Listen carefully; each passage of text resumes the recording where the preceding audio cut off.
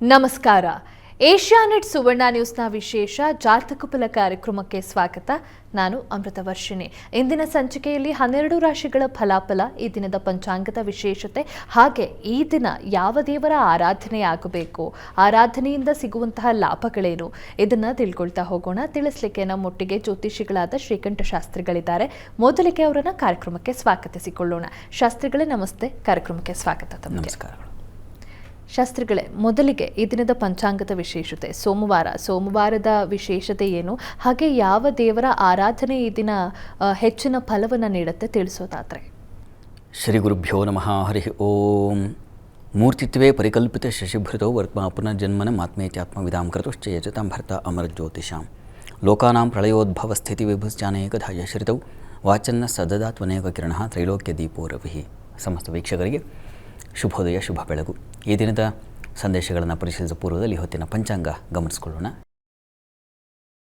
ಶ್ರೀ ಪರಾಭವನಂ ಸಂವತ್ಸರ, ಉತ್ತರಾಯಣ, ಗ್ರೀಷ್ಮ ಋತು, ಅಧಿಕ ಜ್ಯೇಷ್ಠ ಮಾಸ, ಕೃಷ್ಣ ಪಕ್ಷವಾಗಿದೆ. ಈ ದಿವಸ ಸೋಮವಾರವಾಗಿರ್ತಕ್ಕಂಥದ್ದು, ಅಮಾವಾಸ್ಯ ತಿಥಿ, ಮೃಗಶಿರ ನಕ್ಷತ್ರ. ಈ ದಿವಸ ಸೋಮವಾರವಾಗಿದೆ. ಸೂರ್ಯನ ಸಂಕ್ರಮಣವನ್ನು ಈ ದಿವಸ ನಾವು ಕಾಣ್ತೀವಿ. ಸೂರ್ಯ ಇಷ್ಟು ದಿವಸ ತನ್ನ ಶತ್ರುಕ್ಷೇತ್ರದಲ್ಲಿದ್ದ, ವೃಷಭ ರಾಶಿಯಲ್ಲಿ ಸಂಚರಿಸ್ತಾ ಇದ್ದ. ಸೂರ್ಯನಿಗೂ ಶುಕ್ರನಿಗೂ ಆಗೋದಿಲ್ಲ. ಹೀಗಾಗಿ ಅಂತಹ ಮನೆಯಲ್ಲಿ ರವಿ ಇದ್ದಾಗ ಸ್ವಲ್ಪ ಮಟ್ಟಿಗೆ ತೊಡಕುಗಳು, ತೊಂದರೆಗಳು, ಹಿರಿಯರಿಂದ ಏನೋ ಒಂದು ರೀತಿಯ ಮನಸ್ತಾಪಗಳು ಹಿರಿಯರಲ್ಲಿ, ಈ ರೀತಿಯ ಒಂದು ತೊಡಕುಗಳು ಮತ್ತು ಆರೋಗ್ಯದಲ್ಲಿ ಬದಲಾವಣೆ, ಈ ಥರದ್ದೆಲ್ಲ ನಾವು ಕಾಣ್ತೀವಿ ಅಲ್ಲಿ ಸಂಚರಿಸುವಾಗ. ಈ ದಿವಸದಿಂದ ಅವನು ಮಿಥುನ ರಾಶಿಯನ್ನು ಪ್ರವೇಶ ಮಾಡ್ತಾನೆ. ಮಿಥುನ ರಾಶಿ ಸೂರ್ಯನಿಗೆ ಅತ್ಯಂತ ಪರಮ ಮೈತ್ರ ರಾಶಿಯ ಸ್ಥಾನ. ಆ ಬುಧ ಮತ್ತು ರವಿಯರಿಬ್ಬರು, ಸೂರ್ಯರು ಪರಮಮಿತ್ರರು, ಸಹೃನ್ಮಿತ್ರರು ಅಂತ ಕರೀತಾರೆ. ಅಂತಹ ಮನೆಯಲ್ಲಿ ಈ ರವಿ ಸಂಚರಿಸುವಾಗ ತುಂಬ ಉತ್ಕೃಷ್ಟವಾದ ಫಲವನ್ನು ತಂದುಕೊಡ್ತಾನೆ. ಎಲ್ಲರಿಗೂ ವಿದ್ಯಾ, ಬುದ್ಧಿ, ಆರೋಗ್ಯ, ಸಂಪತ್ತು. ಅಲ್ಲಿ ಹೇಳುತ್ತೆ, ವಿದ್ಯಾ ಜ್ಯೋತಿಷ ವಿತ್ತವಾನ್ ಮಿಥುನಗೆ ಅಂತ ಹೇಳುತ್ತೆ. ವಿದ್ಯೆ ಏನು ಓದಿದ್ರೆ ಅದು ತಲೆಗೆ ಬರಬೇಕಲ್ಲ, ತಲೆಗೆ ಬರಬೇಕು ಅಷ್ಟೇ ಅಲ್ಲ, ಹೃದಯಕ್ಕೂ ಇಳಿಬೇಕು ಅದು. ಆ ರೀತಿಯಲ್ಲಿ ವಿದ್ಯಾಸಕ್ತಿ ಹೆಚ್ಚಾಗುತ್ತೆ, ಅಧ್ಯಯನ ಮಾಡ್ತಕ್ಕಂಥ ಮನಸ್ಸು ಉಂಟಾಗುತ್ತೆ, ಮತ್ತು ಹೈಯರ್ ಸ್ಟಡೀಸಲ್ಲಿ ಹೆಚ್ಚಿನ ಆಸಕ್ತಿಗಳು ಬರ್ತಕ್ಕಂಥದ್ದು, ಸಹಕಾರಗಳು ಸಿಗ್ತಕ್ಕಂಥದ್ದು, ಇನ್ಯಾವುದೋ ಉತ್ತಮರ ಮಾರ್ಗದರ್ಶನ ಸಿಗ್ತಕ್ಕಂಥದ್ದು, ಈ ರೀತಿಯಲ್ಲೆಲ್ಲ ತುಂಬ ಚೆನ್ನಾಗಿದೆ. ಮತ್ತು ಜ್ಯೋತಿಷಿಗಳಿಗೆ ತುಂಬ ಚೆನ್ನಾಗಿರ್ತದೆ, ಒಳ್ಳೆಯ ಫಲದಾಯಕವಾಗಿರ್ತದೆ. ಜ್ಯೋತಿಷ ಕಲಿಸುವವರಿಗೆ ಮತ್ತು ಕಲಿತುಕೊಳ್ಳುವವರಿಗೆ, ಆಸಕ್ತರಿಗೆ. ಜಾತಕದಲ್ಲಿ ಸೂರ್ಯ ಬುಧ ಒಟ್ಟಾಗಿದ್ದು ಅದು ಪಂಚಮ ಸ್ಥಾನದಲ್ಲಿದ್ದರೆ, ಅಥವಾ ಹೀಗೆ ಮಿಥುನ ನೋಡಿ, ಕುಂಭಲಗ್ನವಾಗಿದ್ದು ಮಿಥುನದಲ್ಲಿ ಬುಧ ಹಾಗೂ ರವಿಯರಿದ್ದುಬಿಟ್ರೆ ಕೇಳಬೇಕು, ಪ್ರಚಂಡ ಜ್ಯೋತಿಷಿಗಳಾಗ್ಬಿಡ್ತಾರೆ ಅಂತ. ಅಷ್ಟೇ ಅಲ್ಲ, ಕನ್ಯಾದಲ್ಲಿದ್ದರೂ ಆಗುತ್ತೆ. ವೃಷಭ ಲಗ್ನವಾಗಿದ್ದು ಕನ್ಯಾದಲ್ಲಿ ರವಿ ಮತ್ತು ಬುಧರಿದ್ದರೆ ಇನ್ನೂ ಚೆನ್ನಾಗಿರುತ್ತೆ ಅಂತ. ಈ ರೀತಿಯಲ್ಲಿ ಅಲ್ಲಿ ಸೂರ್ಯ ಸ್ಥಾನದಲ್ಲಿ ರವಿ ಬುಧರಿದ್ದರೂ ಆಗುತ್ತೆ. ಈ ಹಲವು ರೀತಿಯಲ್ಲಿ ಆಗೋ ಸಾಧ್ಯತೆ ಇರುತ್ತೆ. ಅಂತೂ ಈ ಮಿಥುನದ ರಾಶಿಯಲ್ಲಿ ರವಿ ಸಂಚರಿಸುವಾಗ ಅಲ್ಲಿ ಶಾಸ್ತ್ರಕಾರರೇ ಬರೆದು ಬಿಟ್ಟಿದ್ದಾರೆ, ವಿದ್ಯಾ ಜ್ಯೋತಿಷ ವಿತ್ತವಾನ್ ಮಿಥುನಗೆ ಅಂತ. ಹಣವು ಸಮೃದ್ಧಿವಾಗಿ ಹರಿದು ಬರುತ್ತೆ, ಹೊಸ ಹೊಸ ಐಡಿಯಾಗಳು ಬರುತ್ತೆ. ಯಾವ ರೀತಿಯಲ್ಲಿ ನಾನು ಸಂಪಾದನೆ ಮಾಡಲಿ, ಯಾವ ಸರ್ಕಾರದ ಮಂತ್ರಿಗಳನ್ನು, ಮಾಗದರನ್ನ ಹಿಡ್ಕೊಳ್ಳಿ, ಯಾರಿಂದ ನನಗೆ ಅನುಕೂಲ ಆಗುತ್ತೆ. ಔಟ್ಸೋರ್ಸಲ್ಲೆಲ್ಲ ಕೆಲಸ ಮಾಡೋರಿಗೆ, ಸರ್ಕಾರದ ಕೆಲಸಗಳೇ ಔಟ್ಸೋರ್ಸಲ್ಲಿ ಇರ್ತಕ್ಕಂಥವ್ರಿಗೆ, ಅಥವಾ ಸರ್ಕಾರದಲ್ಲಿ ಇರ್ತಕ್ಕಂಥವ್ರಿಗೂ ಆಗಬಹುದು. ರಾಜಕಾರಣಿಗಳಿಗೆ, ಜನನಾಯಕರಿಗೆ, ಸ್ಥಾನದಲ್ಲಿರ್ತಕ್ಕಂಥವ್ರಿಗೆ, ಅಧಿಕಾರಿಗಳಿಗೆ, ವೈದ್ಯಕೀಯ ಕ್ಷೇತ್ರದಲ್ಲಿ ಇರ್ತಕ್ಕಂಥವ್ರಿಗೆ, ಅದರಲ್ಲೂ MD ಈ ಒಂದು ವಿಭಾಗದಲ್ಲಿ ಕೆಲಸ ಮಾಡೋರಿಗಾಗಬಹುದು, ಅಥವಾ ಅಲ್ಲಿ ರವಿ ಸೂಚಿಸ್ತಕ್ಕಂಥ ನೇತ್ರವನ್ನು, ಹೀಗಾಗಿ ENT ಸ್ಪೆಷಲಿಸ್ಟ್ಗಳಿಗೆಲ್ಲ ತುಂಬ ಹೀಗೆ ಪಟ್ಟಿ ಮಾಡ್ತಾ ಹೋದರೆ ಸಾಕಷ್ಟನ್ನು ಹೇಳಬಹುದು. ಆ ರೀತಿಯಲ್ಲಿ ಒಂದು ವಿಶಿಷ್ಟವಾದ ಫಲವನ್ನು ತಂದುಕೊಡ್ತಾನೆ ರವಿ ಇಲ್ಲಿ ಮಿಥುನ ರಾಶಿಯಲ್ಲಿ ಸಂಚರಿಸುವಾಗ. ಯಾವ್ಯಾವ ರಾಶಿಗಳಿಗೆ ಒಂದು ಶುಭ ಯೋಗವನ್ನು ರವಿ ಕರುಣಿಸ್ತಾನೆ, ಬುಧನ ಜೊತೆಗಿದ್ದುಕೊಂಡು ರವಿ ಕೊಡುವ ಶುಭ ಫಲವನ್ನು ನಾವು ಗಮನಿಸೋಣ ಆನಂತರದಲ್ಲಿ. ಅಂತೂ ಈ ಸಂಕ್ರಮಣ, ಅಮಾವಾಸ್ಯೆ ದಿವಸ ಆಗ್ತಾ ಇರತಕ್ಕಂಥ ಸಂಕ್ರಮಣ ಕತ್ತಲಲ್ಲಿ ಒಂದು ರೀತಿಯಲ್ಲಿ ಹೊಸ ಬೆಳಕನ್ನು ಕಾಣುವಂಥ ಒಂದು ಸಾಧ್ಯತೆ ಖಂಡಿತ ಇದೆ. ಈ ಅಮಾವಾಸ್ಯೆಯಲ್ಲಿ ಈಶ್ವರನ ಆರಾಧನೆ, ಪಿತೃದೇವತೆಗಳು ಯಾರು ಆಗಿ ಹೋಗಿದ್ದಾರೋ ಅಂತಹ ಮಹನೀಯರು ನಮ್ಮ ಜನ್ಮಕ್ಕೆಲ್ಲ ಕಾರಣರಾದಂಥವರು ಪೂರ್ವಿಕರು, ಅವರನ್ನೆಲ್ಲ ಸ್ಮರಣೆ ಮಾಡಿಕೊಂಡು ಅವರ ಹೆಸರಿನಲ್ಲಿ ಅನ್ನದಾನ ಇತ್ಯಾದಿ ತರಕಾರಿ ದಾನ ಏನಾದರೂ ಸರಿ, ಅಂತೂ ಪಿತೃಗಳ ಆರಾಧನೆ ಮಾಡ್ತಕ್ಕಂಥದ್ದು ಈ ಅಮಾವಾಸ್ಯೆಯಲ್ಲಿ ಬಹಳ ಉತ್ಕೃಷ್ಟವಾದದ್ದು. ಹೀಗಾಗಿ ತಾವು ಸೂರ್ಯ ಆರಾಧನೆಯನ್ನು, ಶಿವನ ಆರಾಧನೆಯನ್ನು, ಪಿತೃದೇವತೆಗಳ ಸ್ಮರಣೆಯನ್ನು, ಕೃಷ್ಣ ಪಕ್ಷ ತುಂಬ ಶ್ರೇಷ್ಠವಾದದ್ದು, ಅದರಲ್ಲೂ ಅಮಾವಾಸ್ಯೆ ಉತ್ಕೃಷ್ಟವಾದದ್ದು. ಹೇಗೆ ಪೌರ್ಣಿಮೆಯನ್ನು ಪರಿಗಣಿಸ್ತೇವೋ ಆ ರೀತಿಯಲ್ಲಿ ಇದು ಕದ್ದಿಂಗಳು, ಅದು ಬೆಳದಿಂಗಳಾದರೆ ಪೌರ್ಣಿಮೆ, ಇದು ಕೃಷ್ಣ ಪಕ್ಷದ ಈರಳನ್ನು ಕದ್ದಿಂಗಳು ಅಂತ ಕರೀತಾರೆ. ಹೀಗಾಗಿ ಇಂಥದ್ದು ಕೂಡ ಒಂದು ಶ್ರೇಷ್ಠವಾದದ್ದು. ಈ ದಿವಸವು ಶಿವನ ಆರಾಧನೆ ಮಾಡುವುದರಿಂದ ತುಂಬ ಒಳ್ಳೆಯದು. ದೇವಸ್ಥಾನಗಳಿಗಾದರೂ ಹೋಗಿ ಬನ್ನಿ ಅಥವಾ ಮನೆಯಲ್ಲೇ ಪೂಜೆಯನ್ನು ಮಾಡಿ. ಅಂತೂ ಈ ದಿವಸ ಸಂಕ್ರಮಣ ಕಾಲದಲ್ಲಿ ನದಿ ಸ್ನಾನವನ್ನು ಹೇಳಿದೆ. ಹೀಗಾಗಿ ಯಾರ್ಯಾರಿಗೆ ಯಾವ್ಯಾವುದು ಸಾಧ್ಯವೋ ಆಯಾ ದಾರಿಯಲ್ಲಿ ನಾವು ಹೋಗ್ತಕ್ಕಂಥದ್ದು ಪರಮಾತ್ಮನ ಬಳಿಗೆ ಪ್ರಯತ್ನ ಅಂತೂ ಮಾಡಬೇಕು. ಒಳ್ಳೆಯದಾಗಲಿ. ಶಾಸ್ತ್ರಿಗಳೇ, ಈ ದಿನದ ಪಂಚಾಂಗದ ವಿಶೇಷತೆಯನ್ನು ತಿಳಿಸ್ಕೊಟ್ರಿ. ಹಾಗೆ ಈ ದಿನದ ವಿಶೇಷತೆ ಯಾರಿಗೂ ಒಳ್ಳೆಯದಾಗತ್ತೆ, ಯಾವ ರೀತಿಯ ಅನುಕೂಲಗಳಾಗತ್ತೆ, ಹಾಗೆ ಈ ದಿನ ಶಿವನ ಆರಾಧನೆಯಿಂದ ಸಿಗುವಂತಹ ಫಲಗಳು, ಇದನ್ನು ತಿಳಿಸಿದ್ರಿ. ಸಂದೇಶಗಳತ್ತ ಗಮನ ಹರಿಸೋಣ. ಮೊದಲ ಸಂದೇಶ ವಿನುತಾ ಪಿ ಅಂತ ತಿಪಟೂರಿಂದ. ಇವರ ಜನ್ಮ ದಿನಾಂಕ 13ನೇ ತಾರೀಕು 12ನೇ ತಿಂಗಳು 1978 ಸಂಜೆ 6:30. ಹೊಸ ಮನೆ ನಿರ್ಮಾಣದ ಬಗ್ಗೆ ತಿಳಿಸಿ ಅನ್ನೋದು ಇವರ ಪ್ರಶ್ನೆ. ವಿನುತ್ ಅವರ ಪ್ರಶ್ನೆ, ಅದು ಹೊಸ ಮನೆ ಕಟ್ಟೋದ್ರ ಬಗ್ಗೆ ಕೇಳಿದ್ದಾರೆ. ಜಾತಕ ನೋಡೋಣ, ಅವಕಾಶ ಇದೆಯಾ ಇಲ್ವಾ, ಚತುರ್ಥಾಧಿಪತಿ ಚೆನ್ನಾಗಿದ್ದರೆ ಮನೆ ಆಗುತ್ತೆ ಅಂತಕ್ಕಂಥದ್ದು ಈಗ ತಮ್ಮೆಲ್ಲರಿಗೂ ಗೊತ್ತಿರತಕ್ಕಂಥ ವಿಚಾರವಾಗಿದೆ. ಯಾಕೆಂದರೆ ಹೇಳಿ ಹೇಳಿ ಹೇಳಿ ಅಲ್ಲಿ ಬಂಧೂಪಕಾರಂ ಕೃಷಿಕರ್ಮ ಸಿದ್ಧಿಂ ಸ್ತ್ರೀ ಸಂಗಮಂ ವಾಹನ ಲಾಭಮೇತಿ ಕ್ಷೇತ್ರಗೃಹಂ ನೂತನಮರ್ಥ ಸಿದ್ಧಿಂ ಸ್ಥಾನ ಪ್ರಶಸ್ತಂ ಸುಖೇಶದಾಯೆ. ಚತುರ್ಥಾಧಿಪತಿ ಚೆನ್ನಾಗಿದ್ದರೆ ಈ ಎಲ್ಲ ವೈಭೋಗಗಳು ಸಿಗುತ್ತೆ. ಸುಖಾಧಿಪತಿ ತುಂಬ ಚೆನ್ನಾಗಿರಬೇಕು ಜೀವನದಲ್ಲಿ. ನೋಡಿ, ನಿಮ್ಮ ಜಾತಕದಲ್ಲಿ ಪರಿಶೀಲಿಸಿದ್ರೆ ಇದು ಮಿಥುನ ಲಗ್ನವಾಗಿದೆ. ಲಗ್ನದಿಂದ ಈ ಗೃಹಾಧಿಪತಿ ಬುಧ ನಿಮಗೆ ಶತ್ರು ಕ್ಷೇತ್ರದಲ್ಲಿದ್ದಾನೆ, 6ನೇ ಮನೆಯಲ್ಲಿದ್ದಾನೆ. ಮೌಢ್ಯನಾಗಿಲ್ಲ, ಅದೃಷ್ಟವಶಾತ್ ಅದು ಒಳ್ಳೆಯದು. ನವಾಂಶದಲ್ಲಿ ಶುಕ್ರನ ಅಂಶ ತಗೊಂಡಿದ್ದಾನೆ, ಸ್ವಲ್ಪ ಪರವಾಗಿಲ್ಲ. ಈಗ ಪ್ರಸ್ತುತ ಶನಿ ದಶೆಯಲ್ಲಿ ತಮಗೆ ನಡೀತಾ ಇರತಕ್ಕಂಥದ್ದು ಶನಿ ಭಕ್ತಿ. ನೋಡಿ, 2028 ಫೆಬ್ರವರಿ ನಂತರದಲ್ಲಿ ಅವಕಾಶ ಉಂಟಾಗುತ್ತೆ, ಖಂಡಿತ ಅವಕಾಶ ಆಗುತ್ತೆ. ಅಲ್ಲಿವರೆಗೆ ಸ್ವಲ್ಪ ತಾಳ್ಮೆ ಇರಿ. ಇನ್ನೊಂದು ವರ್ಷ ಕಳೆದು ಬಿಟ್ಟರೆ ನಿಮಗೆ 28ರ ನಂತರದಲ್ಲಿ, 28ರ ಮಧ್ಯಭಾಗದಲ್ಲೇ ಹೆಚ್ಚಿನ ಅನುಕೂಲ ಉಂಟಾಗೋ ಮನೆ ತಗೊಳ್ತಕ್ಕಂಥ ಸಾಧ್ಯತೆ ಖಂಡಿತ ಇದೆ. ಆತಂಕ ಬೇಡ, ಚಿಂತೆ ಮಾಡಬೇಡಿ. ಯಾವ ತಗೋತೀನೋ ಏನು ಅಂದರೆ ಫೆಬ್ರವರಿ 2028 ಫೆಬ್ರವರಿಯಲ್ಲಿ ಆ ಸಾಧ್ಯತೆ ಹೆಚ್ಚಾಗಿದೆ. ನಂತರದಲ್ಲಿ, ಫೆಬ್ರವರಿ ನಂತರದಲ್ಲಿ ಒಳ್ಳೆಯದಾಗಲಿ.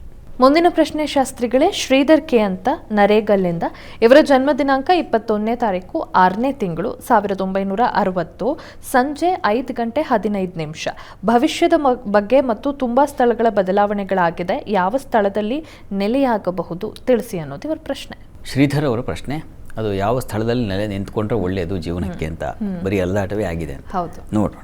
ನೋಡಿ, ತಮ್ಮದು ವೃಶ್ಚಿಕ ಲಗ್ನವಾಗಿದೆ.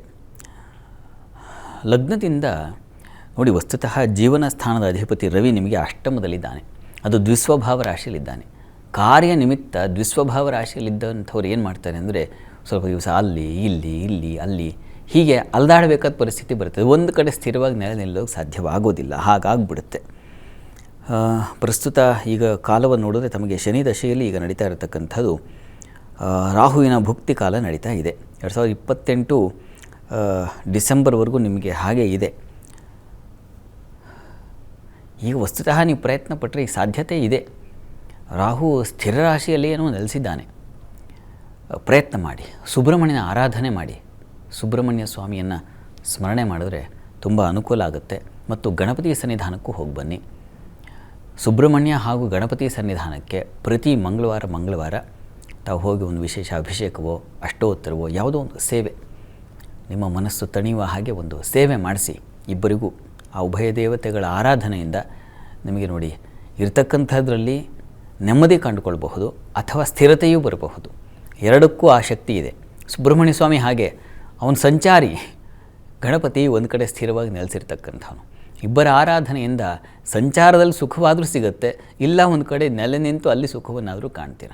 ಹೀಗಾಗಿ ಇದೊಂದು 6 ತಿಂಗಳು ನಿರಂತರವಾಗಿ ಆ ಎರಡು ಉಭಯ ದೇವರ ಪ್ರಾರ್ಥನೆಯನ್ನು ಮಾಡಿ. ಒಳ್ಳೆಯದಾಗಲಿ. ಮುಂದಿನ ಪ್ರಶ್ನೆ ಶಾಸ್ತ್ರಿಗಳೇ, ವೆಂಕಟೇಶ್ ಅಂತ ಕಾರವಾರದಿಂದ. ಇವರ ಜನ್ಮ ದಿನಾಂಕ 25ನೇ ತಾರೀಕು 5ನೇ ತಿಂಗಳು 1990 ಸಂಜೆ 4:27. ಮದುವೆ ಬಗ್ಗೆ ತಿಳಿಸಿ ಅನ್ನೋದು ಪ್ರಶ್ನೆ. ವೆಂಕಟೇಶ್ ಅವರ ಪ್ರಶ್ನೆ ಅದು ವಿವಾಹಕ್ಕೆ ಸಂಬಂಧಿಸಿದ್ದಾರೆ. ಜಾತಕ ನೋಡೋಣ. ನೋಡಿ, ಇದು ತಮ್ಮದು ತುಲಾ ಲಗ್ನವಾಗಿದೆ. ಲಗ್ನದಿಂದ ಸಪ್ತಮ ಸ್ಥಾನದಲ್ಲಿ ಶುಕ್ರ ಅಷ್ಟಮಾಧಿಪತಿ, ಲಗ್ನಾಧಿಪತಿಯೂ ಹೌದವನು, ಅವನಿಗೆ ಸಪ್ತಮದಲ್ಲಿದ್ದಾನೆ. ವ್ಯಯಾಧಿಪತಿ ಬುಧನ ಜೊತೆಗೆ ಶುಕ್ರ ಬುಧ ಶಾಂತಿ ಮಾಡಿಸ್ಬೇಕು. ಮತ್ತು ಕುಜನೂ ಷಷ್ಠದಲ್ಲಿ ದುಸ್ಥಾನದಲ್ಲಿದ್ದಾನೆ. ಹೀಗಾಗಿ ಕುಜ ಬುಧ ಮತ್ತು ಶುಕ್ರರ ಶಾಂತಿ, ಈ ಗ್ರಹ ಶಾಂತಿ ಬೇಕು, ಅನಿವಾರ್ಯ ಇದೆ, ದಯವಿಟ್ಟು ಮಾಡಿಸಿ. ಇದರಿಂದ ಏನಾಗುತ್ತೆ, ದುಸ್ಥಾನ ಅಧಿಪತಿಗಳು ಶುಭ ಸ್ಥಾನದಲ್ಲಿದ್ದರೆ ಅಥವಾ ನಾವು ನಿರೀಕ್ಷೆ ಮಾಡೋ ಸ್ಥಾನಗಳಲ್ಲಿ ಆ ದುಸ್ಥಾನದ ಅಧಿಪತಿ ಇದ್ದರೆ, ದುಸ್ಥಾನಪೋ ಯದ್ಭವನ ಸ್ಥಿತೋವ ತದ್ಭಾವನ ಆಶಂ ಅಂತ ಒಂದು ಮಾತಿದೆ. ಹೀಗಾಗಿ ಅದು ತೊಂದರೆಯನ್ನು ಉಂಟು ಮಾಡುತ್ತೆ ಅಂತ. ಈಗ ಗುರುದಶೆಯಲ್ಲಿ ತಮಗೆ ನಡೀತಾ ಇರತಕ್ಕಂಥದ್ದು ಚಂದ್ರನ ಕಾಲ ಶುರುವಾಗಿದೆ. ನಿಮಗೆ ನೋಡಿ, ಈಗ 27 ಸೆಪ್ಟೆಂಬರ್ ಅಂದರೆ ಮುಂದಿನ ಸೆಪ್ಟೆಂಬರ್ ವೇಳೆಗೆ ಒಂದು ಅವಕಾಶ ಆಗುತ್ತೆ. ಇಷ್ಟರಲ್ಲಿ ಇದನ್ನೆಲ್ಲ ತೊಡಕನ್ನು ಬಿಡಿಸ್ಕೊಳ್ಳಿ, ಈ ಗ್ರಹಶಾಂತಿಯನ್ನು ಮಾಡಿಸಿ ನಿರಂತರವಾದ ಪ್ರಯತ್ನ ಮಾಡಿ. ನಿಮ್ಮ ಪ್ರಯತ್ನಕ್ಕೆ ಫಲ ಬರುತ್ತೆ, ಒದಗುತ್ತೆ. ಕಾಲ ಬರಬೇಕಲ್ಲ, ಆಗ ಸಪ್ತಮಾಧಿಪತಿ ಕಾಲ ಬರುತ್ತೆ ಮುಂದಿನ ಸೆಪ್ಟೆಂಬರಲ್ಲಿ. ಆ ಸಂದರ್ಭದಲ್ಲಿ ತಡವಾದ್ರೂ ಯೋಗ್ಯವಾದದ್ದು ಸಿಕ್ಕಿದೆ ಅನ್ನೋ ಸಮಾಧಾನ ಸಿಗುತ್ತೆ ನಿಮಗೆ. ಯೋಚನೆ ಮಾಡಬೇಡಿ, ಒಳ್ಳೆಯದಾಗಲಿ. ಮುಂದಿನ ಪ್ರಶ್ನೆ ಶಾಸ್ತ್ರಿಗಳೇ, ನಿರ್ಮಲಾ ರಾಣಿ ಅಂತ KR ನಗರದಿಂದ. ಇವರ ಜನ್ಮ ದಿನಾಂಕ 1ನೇ ತಾರೀಕು 2ನೇ ತಿಂಗಳು 1970 ಮಧ್ಯಾಹ್ನ 12:30. ಇವರಿಗೆ ಮದುವೆಗೆ ಮುನ್ನವೇ ಮಾನಸಿಕ ಅಸ್ವಸ್ಥತೆ ಇತ್ತು. ಮದುವೆಯಾಗಿ 21 ವರ್ಷಗಳ ನಂತರ 19 ವರ್ಷದ ಮಗ ಇದ್ದಾನೆ. ದಯವಿಟ್ಟು ಮುಂದಿನ ದಿನದಲ್ಲಿ ಆರೋಗ್ಯದ ಬಗ್ಗೆ ತಿಳಿಸಿ ಅನ್ನೋದು ಪ್ರಶ್ನೆಯಾಗಿದೆ. ನಿರ್ಮಲಾ ರಾಣಿಯವರ ಪ್ರಶ್ನೆ ಅದು ಆರೋಗ್ಯಕ್ಕೆ ಸಂಬಂಧಿಸಿದೆ, ಮಾನಸಿಕ ಪರಿಸ್ಥಿತಿ. ನೋಡೋಣ. ನೋಡಿ, ಇದು ಮೇಷಲಗ್ನವಾಗಿದೆ. ಲಗ್ನಾಧಿಪತಿ ವ್ಯಯದಲ್ಲಿದ್ದಾನೆ. ಲಗ್ನದಲ್ಲಿ ಶನೈಶ್ಚರ, ನೀಚನಾದಂಥ ಶನೈಶ್ಚರ ಇದ್ದಾನೆ. ಚಂದ್ರನು ಅಷ್ಟಮದಲ್ಲಿ ನೀಚನಾಗಿದ್ದಾನೆ. ಇದೆಲ್ಲ ಸ್ವಲ್ಪ ತೊಡಕಿನ ಪರಿಸ್ಥಿತಿ, ತೊಡಕನ್ನು ಸೂಚಿಸ್ತಾ ಇದೆ. ಪ್ರಸ್ತುತ ನಿಮಗೆ ನಡೀತಾ ಇರತಕ್ಕಂಥದ್ದು ರವಿದಶೆಯಲ್ಲಿ ಈಗ ಗುರುವಿನ ಭುಕ್ತಿ ನಡೀತಾ ಇದೆ. ನೋಡಿ, ಈಗ 2028 ಜನವರಿವರೆಗೆ ಸ್ವಲ್ಪ ತೊಂದರೆ ಇದೆ ನಿಮಗೆ. ಇದು ದಾಟದ ಮೇಲೆ ಸ್ವಲ್ಪ ಮಟ್ಟಿಗಿನ ಒಂದು ಅನುಕೂಲ ಕಾಣ್ತೀರ. ಮುಂದಿನ ಜನವರಿ ನಂತರದಲ್ಲಿ ಒಂದು ಸ್ವಲ್ಪ ಅನುಕೂಲ ಆಗುತ್ತೆ. ನೀವು ಗ್ರಹಶಾಂತಿಯನ್ನು ಮಾಡಿಸಿ, ಪ್ರತಿ ನವಗ್ರಹ ಶಾಂತಿಯನ್ನು ಮಾಡಿಸೋದು ತುಂಬ ಒಳ್ಳೆಯದು. ಮತ್ತು ಶನೈಶ್ಚರ ಆರಾಧನೆ ಬೇಕು ಮತ್ತು ಆಂಜನೇಯನ ಪ್ರಾರ್ಥನೆ ಬೇಕು.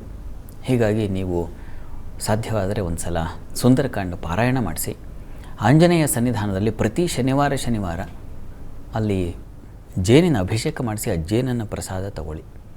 ಇದು ತುಂಬ ಸಹಾಯವಾಗುತ್ತೆ. ಆಂಜನೇಯನ ಆರಾಧನೆ ನಿರಂತರವಾಗಿ ಮಾಡಿ. ಅದರಿಂದ ನಿಮಗೆ ಈ ಮನಸ್ಸಿನ ಯಾವ ದೌರ್ಬಲ್ಯ ಇದೆ ಅದು ನಿವಾರಣೆ ಆಗುತ್ತೆ. ಅದು ಸಂಪೂರ್ಣವಾಗಿ ನಿವಾರಣೆ ಆಗುತ್ತೆ ಆಂಜನೇಯನ ಆರಾಧನೆಯಿಂದ. ಪ್ರತಿ ಶನಿವಾರ ಆಂಜನೇಯ ಸನ್ನಿಧಾನಕ್ಕೆ ಹೋಗಿ ಬನ್ನಿ, ಅಭಿಷೇಕ ಮಾಡಿಸಿ, ತೀರ್ಥ ತೆಗೆದುಕೊಳ್ಳಿ, ಅಭಿಷೇಕ ಮಾಡಿಸಿ, ತೀರ್ಥ ತೆಗೆದುಕೊಳ್ಳಿ. ಆ ಸಾನ್ನಿಧ್ಯದಲ್ಲಿ ಹೆಚ್ಚು ಕಾಲ ಇರಿ. ಅಷ್ಟೋತ್ತರವೋ ಮತ್ತೊಂದು ಇನ್ನೇನೋ ಆಂಜನೇಯನ ಕುರಿತಾದ ಮಂತ್ರಗಳನ್ನು ಅಥವಾ ಇನ್ನೇನು ಆ ಪಾರಾಯಣ ಮಾಡ್ತಕ್ಕಂಥದ್ದು, ಆ ವಾತಾವರಣದಲ್ಲಿ ಇರಬೇಕು ನೀವು ಹೆಚ್ಚು ಕಾಲ. ಬೆಳಿಗ್ಗೆ ಸಂಜೆ ಹೀಗೊಂದು ನಿರಂತರವಾಗಿ 1 ವರ್ಷ 28 ಜನವರಿವರೆಗೆ ನಿರಂತರವಾಗಿ ಮಾಡಿ. ಆಮೇಲೆ ನೋಡಿ, ಒಳ್ಳೆಯದಾಗಲಿ. ಶಾಸ್ತ್ರಿಗಳೇ, ಮೊದಲ 6 ರಾಶಿಗಳ ಫಲಾಫಲ ಹೇಗಿದೆ ತಿಳಿಸೋದಾದರೆ? 12 ರಾಶಿಗಳ ಫಲಾಫಲ ತಿಳಿಯುವ ಮುನ್ನ ಈ ಹೊತ್ತಿನ ಗ್ರಹಸ್ಥಿತಿಯನ್ನು ಗಮನಿಸ್ಕೊಳ್ಳೋದಾದರೆ, ಮೇಷರಾಶಿಯಲ್ಲಿ ಕುಜನನ್ನು ಕಾಣ್ತಾ ಇದ್ದೀವಿ. ರವಿಚಂದ್ರರು ಒಟ್ಟಾಗಿದ್ದಾರೆ. ಅದು ವೃಷಭ ರಾಶಿಯಲ್ಲಿ ರವಿಯ ಸಂಕ್ರಮಣ ಇದೆ ಈ ದಿವಸ. ರವಿ ಮಿಥುನ ರಾಶಿಯನ್ನು ಪ್ರವೇಶ ಮಾಡ್ತಾನೆ. ಮಿಥುನದಲ್ಲಿ ಈಗಾಗಲೇ ಬುಧನನ್ನು ಕಾಣ್ತಾ ಇದ್ದೀವಿ. ಗುರು ಶುಕ್ರರ ಯುತಿ ಇದೆ, ಅದು ಕರ್ಕಟಕ ರಾಶಿಯಲ್ಲಿ. ಕೇತು ಇರತಕ್ಕಂಥ ಸಿಂಹರಾಶಿಯಲ್ಲಿ. ಮಾಂದ್ಯ ಉದಿಯಾಗಿದೆ ತುಲಾ ರಾಶಿಯಲ್ಲಿ. ಕುಂಭರಾಶಿಯಲ್ಲಿ ರಾಹು, ಮೀನರಾಶಿಯಲ್ಲಿ ಶನೈಶ್ಚರ. ಹೀಗಿರುವಾಗ 12 ರಾಶಿಗಳ ಫಲಾಫಲ ಹೇಗಿರುತ್ತದೆ ಗಮನಿಸೋಣ. ಮೊದಲಿಗೆ ಮೇಷರಾಶಿಯವರಿಗೆ ಈ ದಿವಸ ರವಿಚಂದ್ರರು ದ್ವಿತೀಯದಲ್ಲಿದ್ದಾರೆ, ಅಮಾವಾಸ್ಯೆ ಬೇರೆ. ಸ್ವಲ್ಪ ಆಹಾರದ ಕಡೆ ಗಮನ ಇರಲಿ.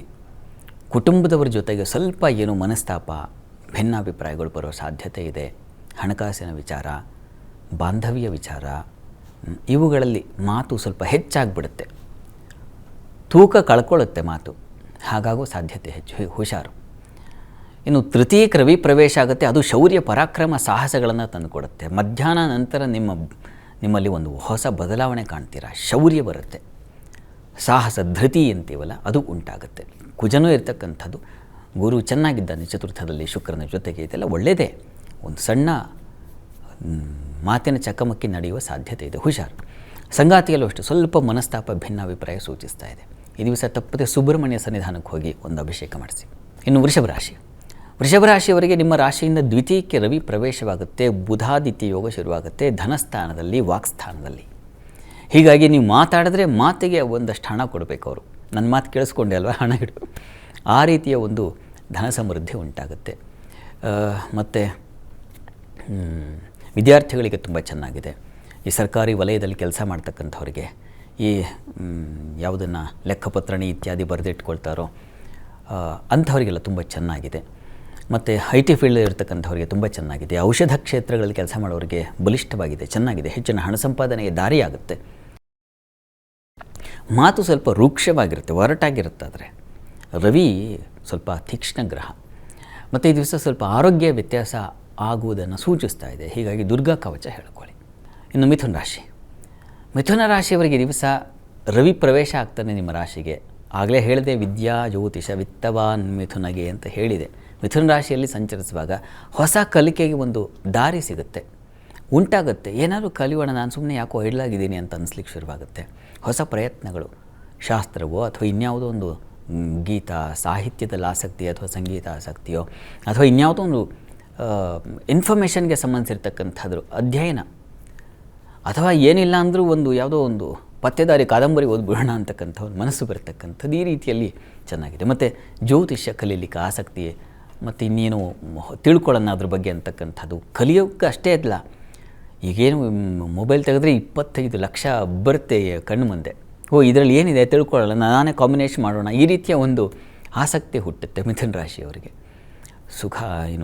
ಸುಖಾಧಿಪತಿ ಚೆನ್ನಾಗಿದ್ದಾನೆ, ಬುಧ ಚೆನ್ನಾಗಿದ್ದಾನೆ. ಹೀಗಾಗಿ ಬಂಧು ಸೌಖ್ಯ, ಮಿತ್ರ ಸೌಖ್ಯದಲ್ಲಿ ಚೆನ್ನಾಗಿದೆ. ಸ್ವಲ್ಪ ಉದರವಾದ ಸೂಚಿಸ್ತಾ ಇದೆ. ನೀವು ಕೂಡ ದುರ್ಗಾ ಕವಚ ಹೇಳ್ಕೊಳ್ಳಿ. ಇನ್ನು ಕರ್ಕಟಕ ರಾಶಿ. ಕರ್ಕಟಕ ರಾಶಿಯವರಿಗೆ ಕಣ್ಣಿನ ಬಾಧೆ ಬರಬಹುದು. ಇವರೇ ಸ್ವಲ್ಪ ಹುಷಾರು, ಕಣ್ಣಿನ ವಿಚಾರದ ಸ್ವಲ್ಪ ಎಚ್ಚರವಾಗಿರಿ. ಸಣ್ಣದರಲ್ಲೇ ಹೋಗಿ ತೋರಿಸ್ಕೊಂಡ್ಬಿಟ್ರೆ ಭಾಳ ಒಳ್ಳೆಯದು, ಗಮನ ಇರಲಿ. ಮತ್ತು ಹಣಕಾಸು ನಷ್ಟವಾಗ್ತಕ್ಕಂಥದ್ದು, ಇನ್ವೆಸ್ಟ್ ಮಾಡಲಿಕ್ಕೆ ಹೋಗಿ ತೊಂದರೆ ಮಾಡ್ಕೊಂಡ್ಬಿಡೋ ಸಾಧ್ಯತೆಯನ್ನು ಸೂಚಿಸ್ತಾ ಇದೆ. ಹೀಗಾಗಿ ಹುಷಾರು, ಹೂಡಿಕೆ ಮಾಡುವಾಗ ಎಚ್ಚರವಾಗಿರಿ. ಯಾವುದೂ ಬೇರೆ ಬೇರೆ ತೊಡಕುಗಳು ಅಂದರೆ ಹೂಡಿಕೆಗಳು, ಇನ್ವೆಸ್ಟ್ಮೆಂಟ್ಸ್ ಬೇಡ, ಗಮನ ಇರಲಿ. ಉಳಿದ ಹಾಗೆ ದಿವಸ ಚಂದ್ರನು ಆರೋಗ್ಯ ಕ್ಷೀಣತೆಯನ್ನು ಸೂಚಿಸ್ತಾ ಇದ್ದಾನೆ. ಹೀಗಾಗಿ ಜನ್ಮಾಧಿಪತಿ ಬಲಹೀನನಾಗಿದ್ದಾನೆ. ಮತ್ತು ಚತುರ್ಥದಲ್ಲಿ ಮಾಂದಿ ಇದ್ದಾಗ ಹೃದ್ರೋಗ ಸಂಬಂಧಿ ತೊಂದರೆಗಳಾಗಬಹುದು. ಹುಷಾರು, ಹೃದಯಕ್ಕೆ ಸಂಬಂಧಿಸಿರ್ತಕ್ಕಂಥ ತೊಂದರೆಗಳು. ನೀವು ದುರ್ಗಾ ಸನ್ನಿಧಾನದಲ್ಲಿ ಒಂದು ಅಭಿಷೇಕ ಮಾಡಿಸೋದು ತುಂಬ ಒಳ್ಳೆಯದು. ದುರ್ಗಾ ಕವಚವನ್ನು ಹೇಳ್ಕೊಳ್ಳಿ. ಇನ್ನು ಸಿಂಹರಾಶಿ. ಸಿಂಹರಾಶಿಯವರಿಗೆ ರಾಶ್ಯಾಧಿಪತಿ ಲಾಭದಲ್ಲಿ ಸಂಚರಿಸುವಾಗ ಬಹುಲಾಭ ಅಂತ ಹೇಳಿದೆ. ಹೀಗಾಗಿ ಬಗೆ ಬಗೆಯ ಸ್ತರಗಳಲ್ಲಿ, ಬಗೆ ಬಗೆಯ ವಿಧಗಳಲ್ಲಿ ಸಂಪಾದನೆ ಹೆಚ್ಚುತ್ತೆ ಅನ್ನೋದನ್ನು ಸೂಚಿಸ್ತಾ ಇದೆ. ತಂದೆ ಮಕ್ಕಳಲ್ಲಿ ಸಾಮರಸ್ಯ ಬರುತ್ತದೆ. ರಾಜಕಾರಣಿಗಳಿಗೆ ಹೆಚ್ಚಿನ ಸಮೃದ್ಧಿಯನ್ನು ಸೂಚಿಸ್ತಾ ಇದೆ. ಸರ್ಕಾರಿ ವಲಯದಲ್ಲಿ ಕೆಲಸ ಮಾಡೋರಿಗೆ ಸಮೃದ್ಧಿಯ ಫಲ ಸೂಚಿಸ್ತಾ ಇದೆ. ಔಷಧ ಕ್ಷೇತ್ರದಲ್ಲಿರ್ತಕ್ಕಂಥವರಿಗೆ ಆಯುರ್ವೇದವೂ ಆಗಬಹುದು, ಅಲೋಪತಿಯೂ ಆಗಬಹುದು, ಅಂಥ ಕ್ಷೇತ್ರದವರಿಗೆ ತುಂಬ ಚೆನ್ನಾಗಿದೆ. ಹೆಚ್ಚಿನ ಸಂಪತ್ತು ಹೆಚ್ಚೋದಲ್ಲದೆ ಕಲಿಕೆಗೂ ಅವಕಾಶಗಳು ಉಂಟಾಗ್ತಕ್ಕಂಥದ್ದನ್ನು ಸೂಚಿಸ್ತಾ ಇದೆ. ತುಂಬ ಚೆನ್ನಾಗಿದೆ. ಧನಾಧಿಪತಿ ಲಾಭ, ಜನ್ಮಾಧಿಪತಿ ಲಾಭಸ್ಥಾನದಲ್ಲಿ ಒಟ್ಟಾಗಿಬಿಟ್ರೆ ಅವನು ಲಾಭಾಧಿಪತಿ ಹೌದು, ಸಮೃದ್ಧವಾದ ಲಾಭ ಸೂಚಿಸ್ತಾ ಇದೆ. ಈ ದಿವಸ ಸ್ವಲ್ಪ ಥ್ರೋಟ್ ಇನ್ಫೆಕ್ಷನ್ ಆಗಬಹುದು, ಕಿವಿ ಸಂಬಂಧಿ ತೊಂದರೆಗಳಾಗಬಹುದು, ಹುಷಾರು. ಕೆಲಸದಲ್ಲಿ ಈ ದಿವಸದ ಮಟ್ಟಿಗೆ ಸ್ತ್ರೀಯರಿಗೆ ಸ್ವಲ್ಪ ಅಸಮಾಧಾನಗಳಾಗಬಹುದು. ಹೀಗಾಗಿ ದುರ್ಗಾ ಸ್ತುತಿ, ದುರ್ಗಾ ಪ್ರಾರ್ಥನೆ ಮಾಡಿ. ಇನ್ನು ಕನ್ಯಾ ರಾಶಿ. ಕನ್ಯಾ ರಾಶಿಯವರಿಗೆ ಕರ್ಮಸ್ಥಾನದಲ್ಲಿ ರವಿಗೆ ದಿಗ್ಬಲ. ಹೀಗಾಗಿ ವೃತ್ತಿಯಲ್ಲಿ ಒಂದು ವಿಶೇಷ ಮಾನ್ಯತೆ, ಗೌರವ, ಬಡ್ತಿ ಬರ್ತಕ್ಕಂಥದ್ದು ಈ ಸಾಧ್ಯತೆ ಇರ್ತದೆ. ಪ್ರಮೋಷನ್ ಸಿಗ್ತಕ್ಕಂಥ ಸಾಧ್ಯತೆ. ಮತ್ತು ಈ ದಿವಸ ನಿಮಗೆ ಹೊಸ ಅವಕಾಶಗಳಿಗೂ ಉಂಟಾಗ್ತಕ್ಕಂಥ ಸಾಧ್ಯತೆ ಇದೆ. ಸರ್ಕಾರಿ ಕ್ಷೇತ್ರಗಳಲ್ಲಿ ಕೆಲಸ ಮಾಡೋರಿಗೆ ತುಂಬ ಚೆನ್ನಾಗಿದೆ. ಜಾಣ್ಮೆಯ ಜೊತೆಗೆ ಸಂಪತ್ತು ಹರಿದು ಬರುತ್ತೆ. ಆ ರೀತಿಯಲ್ಲಿ ತುಂಬ ಚೆನ್ನಾಗಿದೆ. ವೃತ್ತಿಯಲ್ಲಂತೂ ಸಮಾಧಾನ, ಸೌಖ್ಯ, ಪ್ರಶಂಸೆ, ಗೌರವ ಇದೆಲ್ಲ ಉಂಟಾಗುವ ಸಾಧ್ಯತೆ ಚೆನ್ನಾಗಿದೆ. ಮತ್ತು ಈ ದಿವಸ ನಿಮಗೆ ದ್ವಿತೀಯದಲ್ಲಿ ಮಾಂದಿ ಇದ್ದರೆ ಸ್ವಲ್ಪ ಆಹಾರ ವ್ಯತ್ಯಾಸ ಮಾಡ್ಕೊಳ್ತೀರಾ. ಜಂಕ್ ಫುಡ್ ತಿಂತಕ್ಕಂಥದ್ದು ಹೊಟ್ಟೆ ಹಾಳು ಮಾಡ್ಕೊಳ್ಳೋ ಸಾಧ್ಯತೆ ಸೂಚಿಸ್ತಾ ಇದೆ. ಹುಷಾರು. ಅನ್ನಪೂರ್ಣೇಶ್ವರಿ ಪ್ರಾರ್ಥನೆ ಮಾಡ್ಕೊಳ್ಳಿ. ಇನ್ನು ತುಲಾರಾಶಿ. ತುಲಾರಾಶಿಯವರಿಗೆ ಭಾಗ್ಯದಲ್ಲಿ ಸಂಚರಿಸ್ತಾನೆ ಲಾಭಾಧಿಪತಿ ಒಳ್ಳೆಯದೇ. ಮಿತ್ರಕ್ಷೇತ್ರದಲ್ಲಿದ್ದಾಗ ಸ್ವಲ್ಪ ಮಟ್ಟಿಗಿನ ಸಹಾಯ ಕಾಣ್ತೀರಾ. ತಂದೆ ಮಕ್ಕಳಲ್ಲಿ ಮಾತ್ರ ಸ್ವಲ್ಪ ಮನಸ್ತಾಪಗಳಿರ್ತದೆ, ಪ್ರಮಾದ ಏನೂ ಇಲ್ಲ. ಆದರೆ ಅದೃಷ್ಟವಶಾತ್ ಒಳ್ಳೆಯ ಕಾರ್ಯಗಳನ್ನು ಪಡೀತಕ್ಕಂಥದ್ದು, ಯಶಸ್ಸು, ಗೌರವ ಸಿಗ್ತಕ್ಕಂಥದ್ದು. ಕ್ಷೇತ್ರ ದರ್ಶನ ಹೇಳಿದೆ. ಯಾವುದಾದ್ರು ಶಿವ ಸನ್ನಿಧಾನವೋ ವಿಷ್ಣು ಸನ್ನಿಧಾನವನ್ನೋ ಕಾಣ್ತಕ್ಕಂಥದ್ದು, ದೂರದ ಊರುಗಳಿಗೆ ಹೋಗಿ ಅಲ್ಲಿ ಸಮಾಧಾನ ಅಂದರೆ ಆ ಕ್ಷೇತ್ರ ದರ್ಶನದಿಂದ ಸಮಾಧಾನ ಹೊಂದತಕ್ಕಂಥ ಸಾಧ್ಯತೆ ಹೆಚ್ಚಾಗಿದೆ.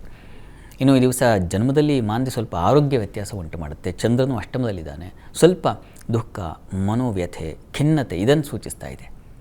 ಹೀಗಾಗಿ ನೀವು ದುರ್ಗಾ ಸನ್ನಿಧಾನದಲ್ಲಿ ಕ್ಷೀರಾಭಿಷೇಕ ಮಾಡಿಸಿ. ಇನ್ನು ವೃಶ್ಚಿಕ ರಾಶಿಯವರಿಗೆ ಈ ದಿವಸ ಕರ್ಮಾಧಿಪತಿ ಅಷ್ಟಮದಲ್ಲಿದ್ದಾನೆ. ಸ್ವಲ್ಪ ಹುಷಾರಿವರೆ. ವೃತ್ತಿಯಲ್ಲಿ ಮತ್ತೆ ಸಣ್ಣ ಪ್ರಮಾಣದಲ್ಲಿ ಒಂದು ವ್ಯಥೆ, ನೋವು, ಸಂಕಟ ಶುರುವಾಗುತ್ತೆ. ಮೇಲಧಿಕಾರಿಗಳಿಂದ ಸ್ವಲ್ಪ ಒತ್ತಡ ಬರತಕ್ಕಂಥದ್ದು ಆ ಸಾಧ್ಯತೆ ಇದೆ.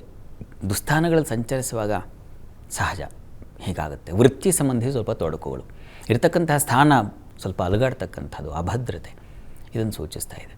ಇನ್ನು ಉಳಿದ ಹಾಗೆ ಈ ದಿವಸ ಗುರುದೃಷ್ಟಿ ಇದೆ, ಆತಂಕ ಬೇಡ. ಹೀಗಾಗಿ ಒಂದು ಗ್ರಹ ಇಲ್ಲಾಂದರೆ ಮತ್ತೊಂದು ಗ್ರಹದ ಸಹಾಯ ಸಿಗುತ್ತೆ, ಯೋಚನೆ ಮಾಡಬೇಡಿ. ಅದೃಷ್ಟದಿಂದ ನಿಮ್ಮ ಪಾರಾಗ್ತೀರ. ಸಂಗಾತಿಯಲ್ಲಿ ಈ ದಿವಸ ಮನಸ್ತಾಪ ಇದೆ. ಸ್ವಲ್ಪ ಮನಸ್ಸು ಸ್ವಲ್ಪ ಈ ದಿವಸ ಖಿನ್ನವಾಗಿರುತ್ತೆ. ನೀವು ಲಲಿತಾ ಸಹಸ್ರನಾಮ ಹೇಳ್ಕೊಳ್ಳಿ. ಇನ್ನು ಧನುರಾಶಿಯವರಿಗೆ ಈ ದಿವಸ ವೃತ್ತಿಯಲ್ಲಿ ತುಂಬ ಚೆನ್ನಾಗಿದೆ. ಅಧಿಕಾರ ಸಿಗ್ತಕ್ಕಂಥ ಸಾಧ್ಯತೆ ನಿಮಗೂ ಇದೆ. ರಾಜಕಾರಣಿಗಳಿಗೆ ತುಂಬ ಚೆನ್ನಾಗಿದೆ. ವೈದ್ಯಕೀಯ ಕ್ಷೇತ್ರದವರಿಗೆ, ಯಾವುದನ್ನು ಮೆಡಿಕಲ್ ಫೀಲ್ಡ್ ಅಂತೀವೋ ಅವರಿಗೆ ತುಂಬ ಚೆನ್ನಾಗಿದೆ. ಸಂಗಾತಿಯಲ್ಲಿ ಸಾಮರಸ್ಯ, ಪರಸ್ಪರ ಪ್ರೀತಿ, ವಿಶ್ವಾಸ ಇದು ಚೆನ್ನಾಗಿದೆ, ಆತಂಕ ಬೇಡ. ಪ್ರಾರ್ಥನೆಗೆ ಈ ದಿವಸ ಚಂದ್ರ ಷಷ್ಠದಲ್ಲಿದ್ದಾನೆ. ಸ್ತ್ರೀಯರಿಗೆ ಸ್ವಲ್ಪ ಸಾಲ, ಶತ್ರುಗಳ ಬಾಧೆ ಸೂಚಿಸ್ತಾ ಇದೆ. ದುರ್ಗಾ ಸಪ್ತಶತಿ ಪಾರಾಯಣ ತುಂಬ ಒಳ್ಳೆಯದು. ಇನ್ನು ಮಕರ ರಾಶಿಯವರಿಗೆ ಈ ದಿವಸ ವೃತ್ತಿಯಲ್ಲಿ ಹೆಚ್ಚಿನ ಅನುಕೂಲ, ಸಂಗಾತಿಯಿಂದ ಸಹಕಾರ, ಪ್ರೀತಿ, ವಿಶ್ವಾಸಗಳು ಚೆನ್ನಾಗಿದೆ. ಈ ದಿವಸ ನಿಮಗೆ ರವಿ ಷಷ್ಠಕ್ಕೋದ್ರೆ ಅದು ಶತ್ರುಂಜಯ ಅಂತ. ಹೀಗಾಗಿ ಶಿವ ಮೃತ್ಯುಂಜಯ ಆದರೆ ನೀವು ಶತ್ರುಂಜಯ ಆಗ್ತೀರಾ, ಶತ್ರುಗಳನ್ನು ನಿವಾರಿಸ್ಕೊಳ್ತೀರಾ ಅಂತ. ಆ ರೀತಿಯಲ್ಲಿ ಚೆನ್ನಾಗಿದೆ. ಸಾಲದಿಂದಲೂ ಹೊರಗೆ ಬರ್ತಕ್ಕಂಥ ಸಾಧ್ಯತೆ. ಅಷ್ಟಮಾಧಿಪತಿ ಒಂದು ಸ್ವಲ್ಪ ಆರೋಗ್ಯದಲ್ಲಿ ವ್ಯತ್ಯಾಸ ಮಾಡ್ತಾನೆ. ಹೀಗಾಗಿ ಹುಷಾರು, ಸ್ವಲ್ಪ ಹೊಟ್ಟೆ ಸಂಬಂಧಿ ತೊಂದರೆಗಳಾಗುವ ಸಾಧ್ಯತೆ ಸೂಚಿಸ್ತಾ ಇದೆ. ಪ್ರಾರ್ಥನೆಗೆ ಆದಿತ್ಯ ಹೃದಯ ಹೇಳ್ಕೊಳ್ಳಿ. ಈ ದಿವಸ ವೃತ್ತಿಯಲ್ಲಿ ಸ್ವಲ್ಪ ತೊಂದರೆಯನ್ನು ಸೂಚಿಸ್ತಾ ಇದೆ. ಹೀಗಾಗಿ ಗಣಪತಿ ಪ್ರಾರ್ಥನೆಯನ್ನು ಮಾಡಿ. ಕುಂಭರಾಶಿಯವರಿಗೆ ನೋಡಿ, ನಿಮ್ಮ ರಾಶಿಯಿಂದ ಪಂಚಮಕ್ಕೆ ರವಿ ಬುಧ ಹೋಗ್ತಕ್ಕಂಥದ್ದು ತುಂಬ ಒಳ್ಳೆಯದು. ಅದು ಬುದ್ಧಿವಂತಿಕೆಯನ್ನು ಮತ್ತೆ ಪುನರುತ್ಥಾನ ಮಾಡ್ಕೊಳ್ತಕ್ಕಂಥದ್ದು, ರೀಜನವೇಟ್ ಅಂತಾರಲ್ಲ, ಆ ರೀತಿಯಲ್ಲಿ ನಿಮ್ಮನ್ನು ನೀವೇ ಪರಿಶೀಲಿಸಿಕೊಂಡು ಮತ್ತೆ ಸರಿ ಹೋಗ್ತಕ್ಕಂತಹ ಸಾಧ್ಯತೆಯನ್ನು ಸೂಚಿಸ್ತಾ ಇದೆ. ತುಂಬ ಚೆನ್ನಾಗಿದೆ. ಅಧ್ಯಯನ, ಸಂಶೋಧನೆ, ಶಾಸ್ತ್ರ, ಅಭ್ಯಾಸ, ಯಾವುದೋ ಹೊಸ ಟೆಕ್ನಾಲಜಿ ಕಲ್ತ್ಕೊಳ್ತಕ್ಕಂಥದ್ದು, ಆ ರೀತಿಯಲ್ಲಿ ಈಗ ಇತ್ಯಾದಿ ಸಂಬಂಧಿಸಿದಾಗಿ ಬೇಕಾದಷ್ಟು ಇದೆಯಲ್ಲ, ಅವುಗಳಲ್ಲಿ ಹೆಚ್ಚಿನ ತೊಡಕು, ಸಂಶೋಧನೆ, ಇನ್ನೇನೋ ಹೊಸದು ಕಲಿತೆ ಅಥವಾ ಇದನ್ನು ಇನ್ನೊಬ್ಬರಿಗೆ ತೋರಿಸೋಣ, ಈ ರೀತಿಯ ಒಂದು ಆಸಕ್ತಿ ಚೆನ್ನಾಗಿರುತ್ತೆ. ವೃತ್ತಿಯಲ್ಲೂ ಅನುಕೂಲ ಚೆನ್ನಾಗಿದೆ. ಈ ದಿವಸ ಪ್ರಯಾಣದಲ್ಲಿ ಸ್ವಲ್ಪ ಅನಾನುಕೂಲ ಸೂಚಿಸ್ತಾ ಇದೆ. ಸ್ವಲ್ಪ ಹುಷಾರು, ಹೆಣ್ಮಕ್ಳು ಬಹಳ ಮುಖ್ಯವಾಗಿ. ಇನ್ನು ಉಳಿದ ಹಾಗೆ ದಿವಸ ತಂದೆ ಮಕ್ಕಳ ಸ್ವಲ್ಪ ಮನಸ್ತಾಪ ಸೂಚಿಸ್ತಾ ಇದೆ. ಹೀಗಾಗಿ ನರಸಿಂಹ ಪ್ರಾರ್ಥನೆ ಮಾಡಿಕೊಳ್ಳಿ. ಮೀನರಾಶಿಯವರಿಗೆ ಚತುರ್ಥಕ್ಕೆ ರವಿ ಹೋದರೆ ಬಂಧುಗಳಲ್ಲಿ ಸ್ವಲ್ಪ ಹುಷಾರಾಗಿರಿ. ಬುಧ ಇದ್ದಾನೆ, ಚೆನ್ನಾಗಿದೆ, ಆದರೂ ಸ್ವಲ್ಪ ಎಚ್ಚರಿಕೆ, ಒಂದು ಚೌಕಟ್ಟು ಬೇಕಾಗುತ್ತೆ. ಸಂಗಾತಿಯಲ್ಲಿ ಸಾಮರಸ್ಯ, ಪ್ರೀತಿ, ವಿಶ್ವಾಸ ಚೆನ್ನಾಗಿದೆ. ವೃತ್ತಿಯಲ್ಲಿ ಅನುಕೂಲ ಸೂಚಿಸ್ತಾ ಇದೆ. ಬುದ್ಧಿ ಚುರುಕಾಗಿರ್ತದೆ. ಈ ದಿವಸ ಅಷ್ಟಮದಲ್ಲಿ ಮಾಂದಿ ಇದ್ದರೆ ವಸ್ತು ನಷ್ಟದ ಬಗ್ಗೆ ಸ್ವಲ್ಪ ಗಮನ ಇರಲಿ. ಟ್ರೈನಲ್ಲಿ ಹೋಗುವಾಗಲೋ, ಬಸ್ಸಲ್ಲಿ ಹೋಗುವಾಗಲೋ, ಇನ್ಯಾವುದೋ ಫ್ಲೈಟಲ್ಲಿ ಹೋಗುವಾಗಲೋ ಹುಷಾರು, ಗಮನ ಇರಲಿ. ಪ್ರಾರ್ಥನೆಗೆ ಕಾರ್ತವೀರ್ಯಾರ್ಜುನ ಸ್ಮರಣೆ ಮಾಡಿ. ಈ ದಿವಸ 12 ರಾಶಿಗಳವರು, ರಾಶಿ ಗೊತ್ತಿಲ್ಲ ಅಂತಕ್ಕಂಥವ್ರು ಹೇಳ್ಬಹುದಾದ ಮಂತ್ರ ಗಮನಿಸಿ. ಓಂ ಸುಪ್ರಸನ್ನಾಯ ನಮಃ ಈ ಮಂತ್ರ ಹೇಳ್ಕೊಳ್ಳಿ, ಸೂರ್ಯ ಕೃಪೆ ಆಗುತ್ತೆ. ಇಂದಿನ ಸಂಚಿಕೆಯಲ್ಲಿ 12 ರಾಶಿಗಳ ಫಲಾಫಲ ಹಾಗೆ ಈ ದಿನದ ಪಂಚಾಂಗದ ವಿಶೇಷತೆ, ಈ ಸೋಮವಾರದ ವಿಶೇಷತೆಯನ್ನು ತಿಳಿಸ್ಕೊಟ್ರಿ. ಸಂದೇಶಗಳಿಗೆ ಉತ್ತರ, ಪರಿಹಾರಗಳನ್ನು ಕೂಡ ನೀಡಿದ್ರಿ. ಧನ್ಯವಾದಗಳು ಶಾಸ್ತ್ರಿಗಳೇ. ಸರ್ವೇ ಜನಾಃ ಸುಖಿನೋ ಭವಂತು, ಸಮಸ್ತ ಸನ್ಮಂಗಳಾನಿ ಭವಂತು. ಎಲ್ಲರಿಗೂ ಶುಭವಾಗಲಿ. ಇದಾಗಿತ್ತು ಈ ಹೊತ್ತಿನ ಜಾತಕ ಫಲ ವಿಶೇಷ ಕಾರ್ಯಕ್ರಮ. ನೇರ, ದಿಟ್ಟ, ನಿರಂತರ ಸುದ್ದಿಗಾಗಿ ನೋಡ್ತಾ ಇರಿ ಏಷ್ಯಾನೆಟ್ ಸುವರ್ಣ ನ್ಯೂಸ್.